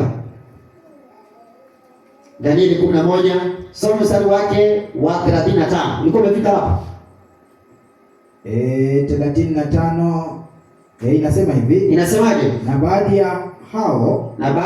ya hao wenye hekima ndio wataanguka ili kuwatakasa, ndio na kuwasafisha na kuwafanya weupe, hata wakati wa mwisho. Kwa hiyo wanateswa watu wa Mungu, na wengine watu wa Mungu anawasafisha wanakuwa safi, na maandiko yanasema hata wakati wa nini? Wa mwisho. Hata wakati wa mwisho, at the time of the wakati wa mwisho twende. Kwa maana ndio ni wakati ulioamriwa. Kwa hiyo wakati wa mwisho ni wakati ulioamriwa.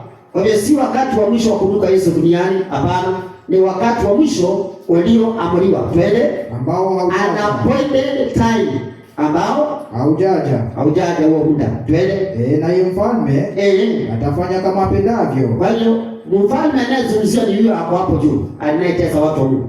Ndio maana maandiko anasema naye mfalme. Haisi kwa mfalme mwingine.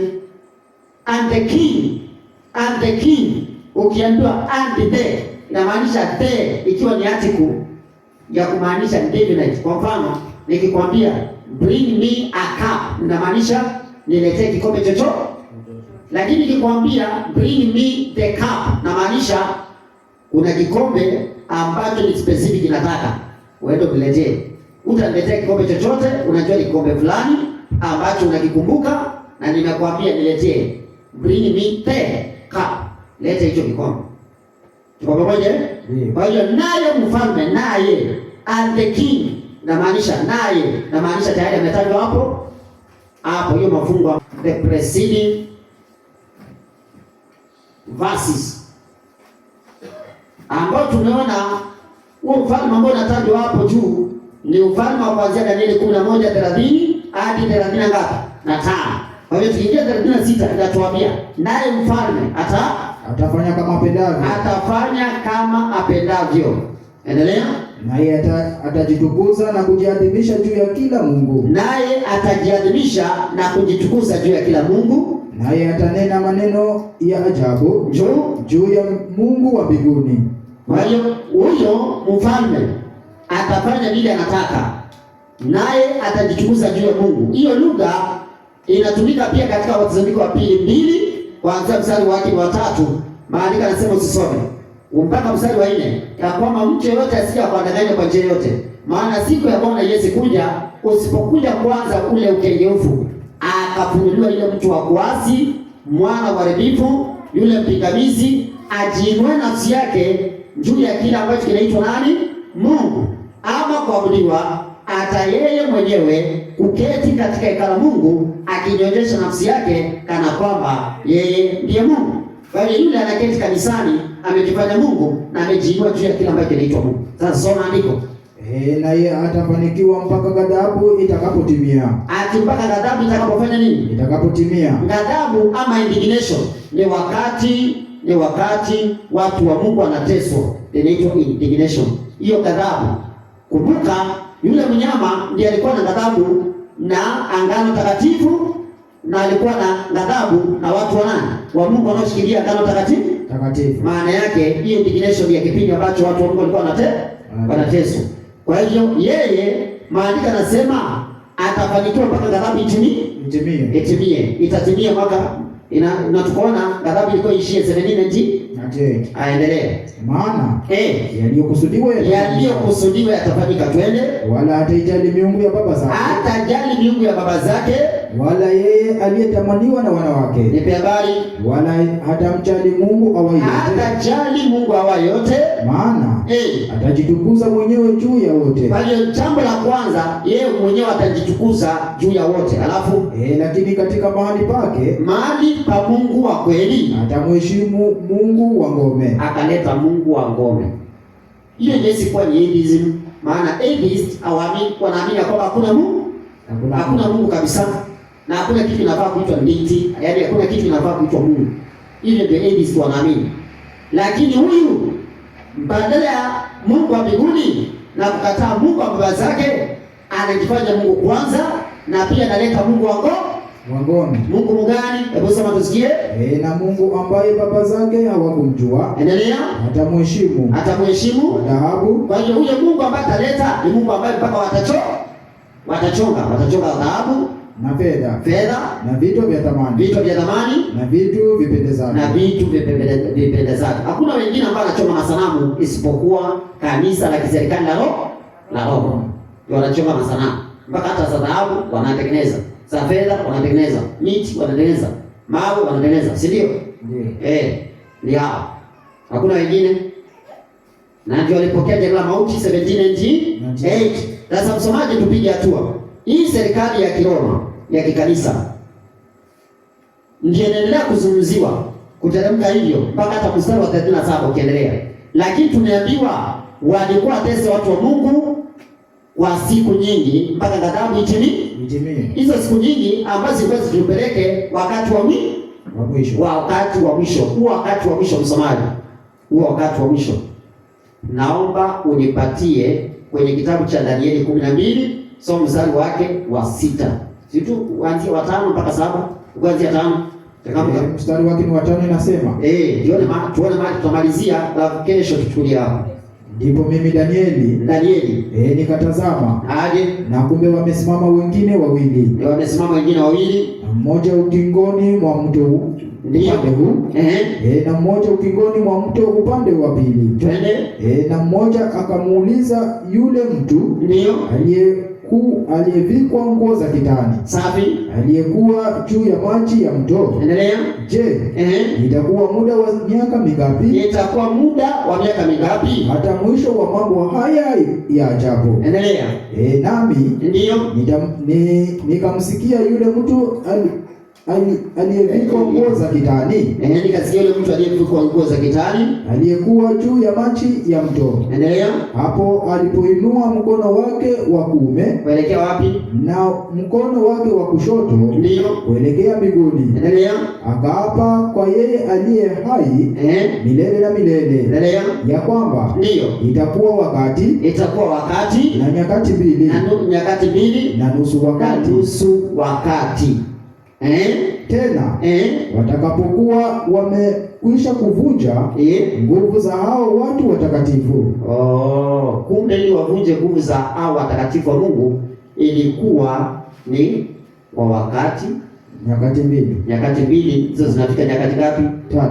Alafu nusu wakati zinakuwa nyakati 3 na nusu, ambao tumeona ni sawa na 60 days. Na tukasema siku moja mwaka mmoja, kwa hiyo ni miaka 1260, kipindi ambacho serikali ya kipapa walitawala dunia kutoka mwaka 38 AD mpaka 1798 AD. Natumaini nimeeleweka Kwa hiyo lugha ya Danieli 11 30 mpaka 36 kuteremka ndio bado lugha, tuko pamoja ndio bado lugha ya Danieli 7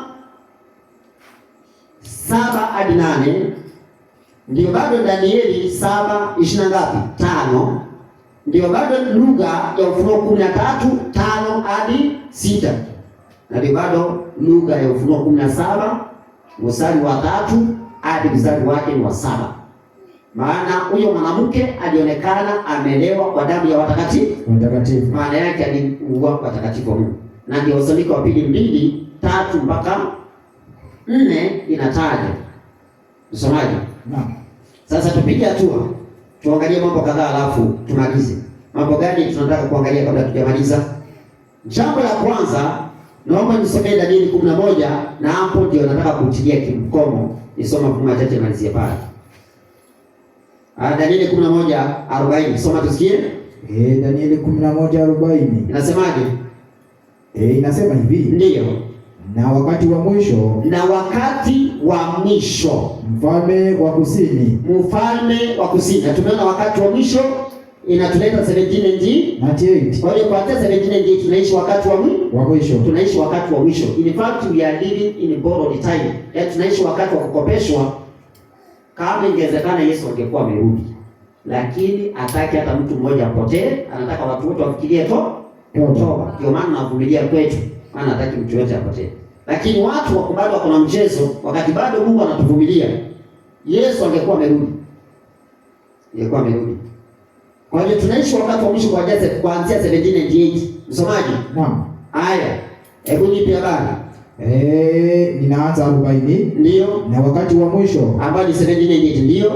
Mfalme wa kusini atashindana na mfalme na atashindana naye. Huyo naye si huyo ametajwa hapo bado hapo juu.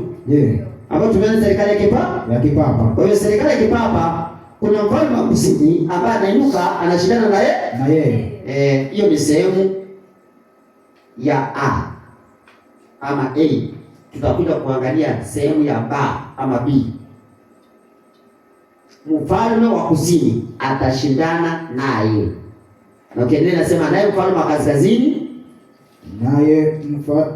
na mfalme wa kaskazini ndio atamshambulia kama upepo wa kisulisuli. Achia pale. Kwa hiyo mfalme wa kusini atashindana naye. Mfalme wa kusini atashindana naye. Sasa msomaji, unajua tulipoingia Danieli 11 kuanzia mstari wake wa 30 kuendelea hivyo, tuliingia katika nguvu ya kiroho. Tuliacha ile ya kipagani tukaingia nguvu za kiroho. Kwa hiyo hapo ndiyo maana kuanzia nguvu ya kipapa si nguvu ya kipagani, ni nguvu ya kiroho. Si ya kipagani, ile ni ya kikanisa. Kwa hiyo tunaingia masuala ya kiroho. Kwa pamoja? Ndio. Haya. Sasa kuna kitu ambacho nataka tuangalie, nataka nisome ile nukuu. Alafu nisome nukuu mbili hapa alafu tumalize. Nani alikuwa mfalme wa kaskazini 1788? Maana wakati wa mwisho, tumeambiwa wakati wa mwisho mfalme wa kusini atashindana naye. Huyu hapo hapo juu. Na huyu hapo hapo juu tunajua serikali ya kipapa. Lakini tunaomba serikali ya kipapa ndiyo serikali ya yule mwanamke kahaba, kanisa la kiserikali ya Roma, ambayo tumeambiwa wanaitwa Babeli Mkuu. Na tuliona Babeli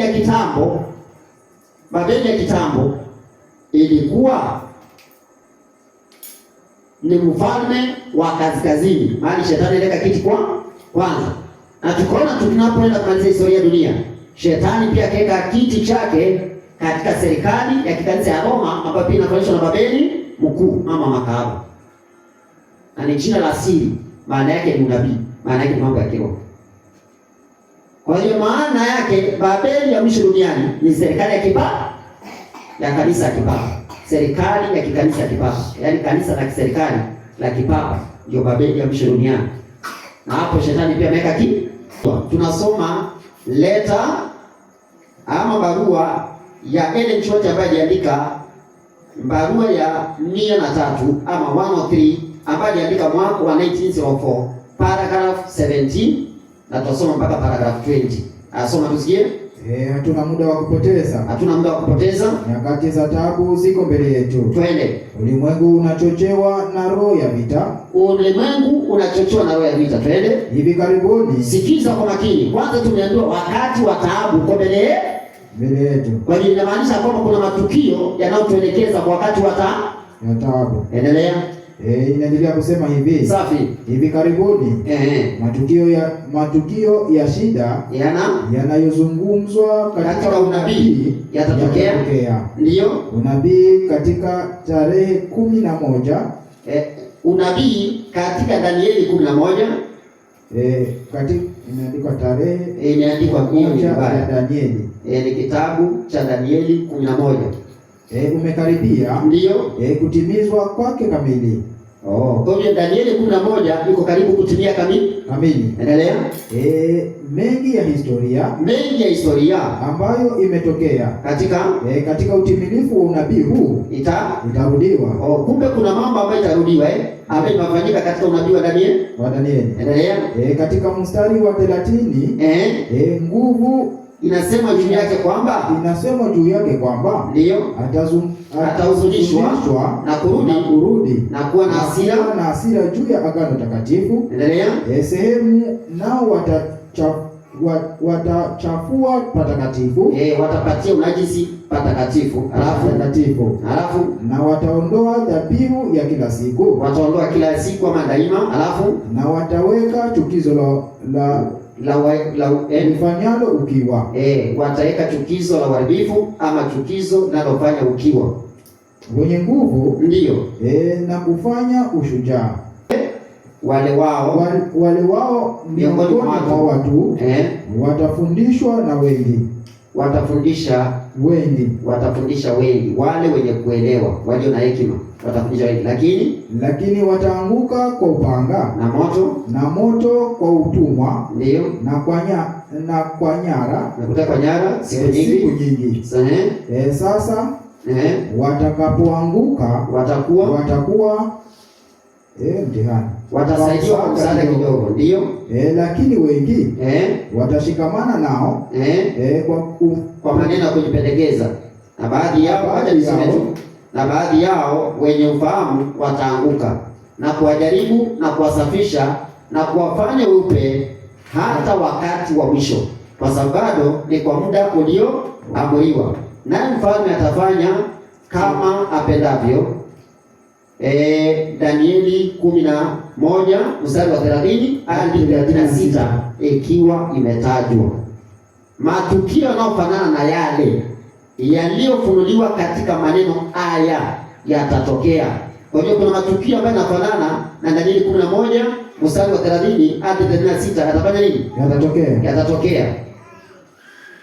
Tunaona ushahidi kwamba shetani anafunga haraka udhibiti wa akili za wanadamu ambao hawana hofu ya Mungu mbele yao.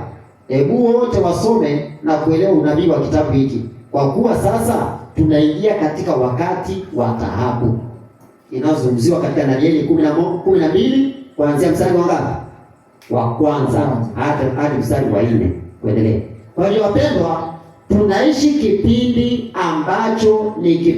ambacho Danieli 11 iko karibu kutimia yote, na tumeambia kwamba matukio yaliyofanyika katika Danieli 11 mstari wa 30 hadi 36 itajirudia tena. Unaona ni kama inajirudia wapi? Tukiingia wakati wa mwisho katika Danieli 11:40. Kwa hiyo itajirudia. Sasa msomaji, wakati wa mwisho tumejua kwamba 1798 tumeona ya kwamba mfalme wa kaskazini ni Babeli ya kiroho, ambayo ni Babeli ya serikali ya kikanisa ya Roma. Sasa naye mfalme wa kusini, tuliona mfalme wa kusini wa kawaida ni Misri. Lakini ni nguvu gani ambayo inatimiza tabia za Misri?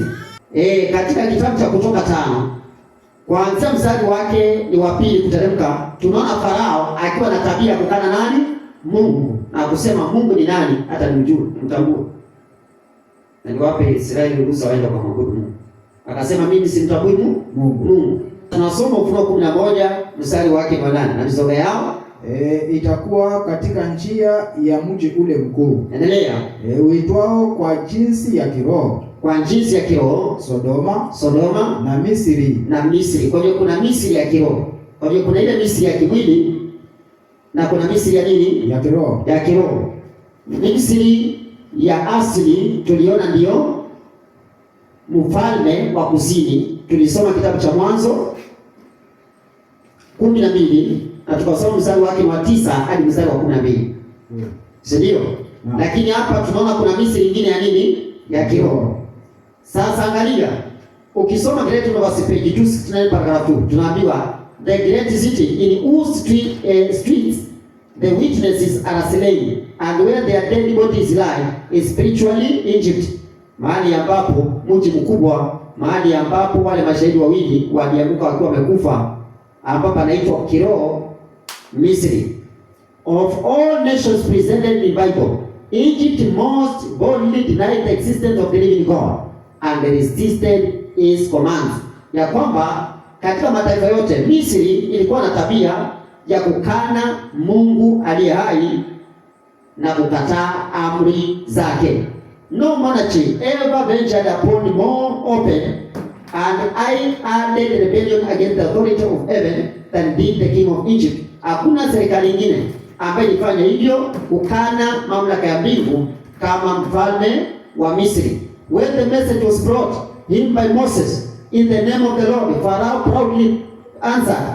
Wakati Farao alileta ujumbe na Musa alisema kwa kiburi, who is Jehovah that I should hearken unto his voice to let Israel go.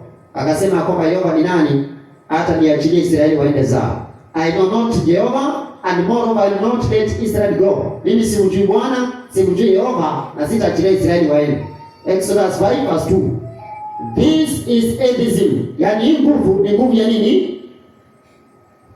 Hii tabia ya hiyo taifa la Misri ni tabia ya atheism. Maana yake ni tabia ya wale ambao wanakana hakuna nani? Mungu. Hakuna Mungu. Sasa nani walidhibitisha hiyo tabia? Tunaendelea na hicho kitabu tu paragrafu ya 3. inasema ya kwamba according to the words of the prophet, then a little before the year 1798, some power of satanic origin and character would rise to make war upon what? The Bible. And in the land where the testimony of God's two witnesses should thus be silent, there should be manifest the atheism of the Pharaoh and the licentiousness of Solomon. Ya kwamba kutakuwa na tabia ama kutakuwa na serikali ambayo iliinuka mwaka wa 1798. Kabla ya 1798 hiyo serikali iliinuka, na hiyo serikali ikawa na tabia ya Farao ya kusema hakuna nani? Mungu, na ikawa na tabia za Sodoma ambayo ni tabia ya mambo na ushoga, mambo na usodoma. This prophecy, paragraph inafuata. This prophecy has received a most exact and striking fulfillment in the history of France during the revolution in 1793. Kwa hiyo serikali ya Ufaransa ndiyo ilianza hiyo tabia kuanzia 1793, ikaleta kitu kinaitwa French Revolution, na wakasema ya kwamba hakuna Mungu, na wakakana hakuna Mungu, hakuna Mungu. Ndio wakawa na tabia ya atheism, na watu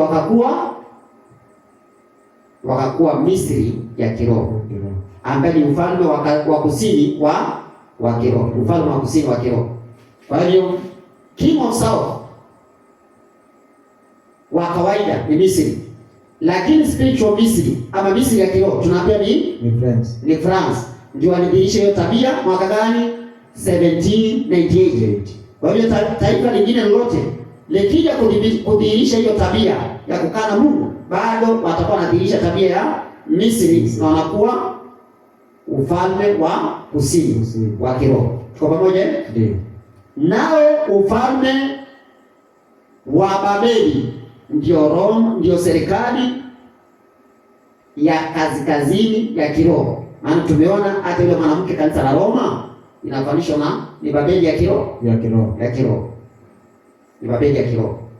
Na ni mwaka gani ilitilia unabii? 1798. Kwa hiyo wakati wa mwisho ni 1798, mwaka 1798 AD ndio wakati wa mwisho. Nani walikuwa key players? Nani walikuwa wachezaji? Nani walikuwa? Ilikuwa ni papacy, serikali ya Roma ya kipapa na serikali ya Ufaransa. Hii ndio ilishambulia hii. Maana maandiko yanasema naye mfalme wa kusini atamshambulia. Hebu soma hiyo Danieli 11:40. Naye mfalme wa kusini atashindana naye. Kwa hivyo naye ni yule mwenye amekuwa akielezwa hapo juu, ambapo tumeona serikali ya kipapa ama serikali ya Roma ya kipapa. Hebu rudia. Danieli 11:40 nasema. Ndio. Na wakati wa mwisho 1798 mfalme wa kusini atashindana naye. Mfalme wa kusini ambao tumeona ni Ufaransa, ambao lidhihirisha tabia za atheism ama za kukana Mungu. Kwa hiyo mfalme wa kusini 1798 France. Mfalme wa kusini ni France, ambaye anadhihirisha tabia za Misri ya kiroho. Alafu mfalme wa kaskazini anayeshambuliwa hapo juu ni papacy, serikali ya Roma ya kipapa. Baada ya kuwa ametesa watu wa Mungu, baada ya kukataa. Unajua serikali ya Roma ilitesa watu wa Mungu, na makanisa mengi ya Kiprotestanti wajui ni kwa nini kanisa la Roma lilikuwa linatesa watu wa Mungu. Jambo la kwanza, waliingiza mafundisho ya kipagani ndani ya kanisa, na wote waliosimama katika ukweli na kupinga wale ambao wamekataa ngano takatifu la Mungu, ambayo ni amri 10 za Mungu, na kuleta mapokeo ambayo inapinga amri za Mungu, wakaisha kuuawa. Sikiza, serikali ya Roma ilitesa watu, iliwatesa wale ambao walikataa na serikali ya kipapa ya kikanisa ambayo ilikataa amri za nani? Za Mungu. Amri ya kwanza ya Mungu alikataa, ni amri ya kwanza ambayo inasema usiwe na miungu mingine ila mimi. Wakataa amri ya Mungu, wakaleta Mungu wa utatu, wakaleta miungu mitatu, na yeye mwenyewe pia papa akajichukuza akajifanya nani? Mungu. Alafu akaleta miungu ya kuchonga na masanamu. Wakapika amri ya pili ya Mungu ambayo inasema usijifanyie sanamu ya kuchonga, usiinamie. Wakaanza kuchonga sanamu. Pia wakaanza kupinga mafundisho ya Kristo Yesu, kupinga imani ya Yesu, hata kubatiza watoto wadogo, kubatiza kunyunyizia maji watu kwa kichwa. Kwa hivyo wakafanya watu wapinga amri ya tatu ya Mungu, kutaja ila Mungu bure, huko akifundisha mafundisho yaliyo maagizo ya nani? Ya wanadamu na mapokeo. Alafu wakapinga amri ya 4 ya Mungu, ambayo inasema ikumbuke siku ya Sabato itakase. Wakaleta ibada ya siku ya Jumapili. Wakabadilisha Sabato ya Mungu, wakatoa Jumamosi, wakapeleka Jumapili. Wote waliopinga kanisa la Roma kwa njia yoyote ni kwa wao walikuwa na wao. Wengine ilibidi wakimbia wakajifiche wasiuawe. Walikuwa wanasomea Biblia kwa wamejificha. Na Mungu aliwalinda huko. Aliwalinda. Kuna wale waliuawa na kuna wale ambao Mungu aliwalinda mpaka kuja kufa kifo cha kawaida. Kwa hiyo watu wa Mungu, sikiza. Hivyo ndivyo historia ilivyokuwa. Sasa kutoka hapo tutakuja kuangalia kutoka hapo. Sasa historia yetu inajirudiaje? Hii historia ya Daniel 11 verse 30 to 36 inajirudiaje wakati wetu? Na who is the king of north? Kipindi chetu. And who is the king of south? Kipindi hiki. Amsomani. Naomba kesho nichukulie hapo. Haya, natumaini mambo ambayo tulijifunza hasa tukiwa katika makambi ya kwamba kutoka 538 mpaka 78 ndio serikali ya kipapa inatawala, lakini kabla ya hivyo tunaona serikali, kiti cha kipapa kinaandaliwa ama cha serikali ya kipapa kinaandaliwa kwa miaka 30, ukiongeza kwa ile 1260 inakuja 1290. Kinaandaliwa kutoka 508, alafu papa anaingia kutawala kuanzia 538. Kutoka 508 mpaka 538 ni miaka 30. Alafu kutoka hapo inaenda mpaka 798 inakuja 1290. Hii 1290 imetajwa Danieli 12, si ndio? Kutoka hapo inatajwa pia 1335. Sasa Danieli 12:11 inataja hiyo 1290. Alafu 1335 inaenda mpaka inatajwa mstari wa 12. Danieli 12:12 wale ambao watangojea mpaka 1843 mpaka miaka 1235 yatimie. Alafu wakati huo Danieli atasimama kuweza kushuhudia. Atashuhudiaje? Kupitia maandiko matakatifu. Sasa msomaji, alafu tukoone ya kwamba serikali ya kwanza kuteka watu wa Mungu ilikuwa ni Babeli ya kale, ambayo inaitwa Babeli, ambayo ni ile inaanza na Ashuru inamalizia na Nebukadneza, si ndio? Alafu tukoona Ashuru walishika watu wa Mungu mateka kuanzia 723 BC, ukiongeza miaka 2520 na tuleta mpaka 1798, ambapo tuliona 2520 ni 7 times Leviticus 26 verse 22 na verse up to verse 23. 7 times, one time ni 1 year. 7 times 7 years. Mwaka moja iko na miezi 12 na mwaka mmoja uko na siku 360 na uko na pia mwezi mmoja uko na siku 30. Kwa hivyo chukua 7 times 12 times 30 au chukue 7 times 360 na kupea 2520. Inaanza 723 BC mpaka 798. Inaitwa kipindi cha wakati wa Samaria walichukua mateka, in the times of the Gentiles, wakati walichukua mateka kwa kipindi hicho. Alafu Yuda nao kwa Samaria ile mataifa 10 alafu mataifa mawili yaliyobaki pale Yerusalemu ambao wanaitwa Wayahudi ama Yuda wakachukua mateka wakati Manase, tulisoma hiyo jana, tutaki kurudia. Manase alichukua mateka 677 BC. Kutoka wakati huo ikawa Israeli wajitegemea tena, kutoka wakati huo kujitawala kabisa. Kutoka wakati huo ikawa captivity of Judah. Kutoka 677 BC 2520 yao inaishia 1844. Mungu akawa amesimamisha kanisa lake kipindi cha duniani. Lakini tutakuja kuona kwa nini leo kanisa la Mungu ambalo Mungu alikuwa amelisimamisha linaonekana limeanza kupotoka, alafu Mungu anainua watu wengine, anainua movement nyingine ya Revelation 18 ya wana matengenezo. Kwa nini Mungu anainua wana matengenezo? Kwa nini? Tutakuja kuangalia kuanzia kesho. Hapo ndio tunaingia. Si Mungu abariki. Kwa hiyo kesho tutaangalia mfano wa kaskazini sasa kipindi chetu na matukio yake vile inaenda, alafu vile Mungu pia anafanya na wana matengenezo. Tutaanza hapo tukiendelea. Mungu atusaidie. Mungu abariki. Amen. Mama nikomee pale kwa leo. Kwa leo. Sasa si tunaweza kuomba. Tuombe. Baba na Mungu wetu wa mbinguni, jina lako litukuzwe. Tunakushukuru kwa ajili ya wema na fadhili zako. Asante kwa nafasi ambayo umetukirimia ili kwamba tuendelee kuangalia historia ya dunia na vile endelea kufungwa taratibu. Kusudi lako ni ya kwamba tuendelee kujiandaa kwa ajili ya matukio ya mwisho duniani kwa vile tunavyoona yakijifunua. Na wakati unaambia Biblia unatimia katika matukio ya mwisho duniani, tungependa utusaidie macho yetu kufunguka ili tuweze kuona matukio hayo. Tupe moyo wa ushindi, neema yako itoshe kila mmoja, na zaidi Bwana tunaomba ili kwamba moto uliowaka zamani uweze kuwaka ndani yetu. Tusaidie ili kwamba roho iliyokuwa ndani ya Elijah, ndani ya mitume na manabii waliotangulia, Baba mbinguni, iweze kuwa ndani yetu. Neema yako itoshe kila mmoja. Tubariki tunapoenda manyumbani kwa ajili ya kupumzika. Tupe nafasi ya kesho kuja kukaribisha Sabato na pia kuendelea kujifunza zaidi katika Kristo Yesu Bwana wetu. Tunaomba na kushukuru. Amen. Asante. Mungu awabariki. Neema ya Yesu iwatoshe. Thank you for watching Sauti Nyikani Ministry. Kindly subscribe and share for more prophetic messages like this, and may God bless you. Asanteni kwa kutazama Sauti Nyikani Ministry. Tafadhali jiunge na uweze kusambaza kwa wengine kwa ajili ya jumbe zingine za kiunabii kama hizi. Mungu awabariki.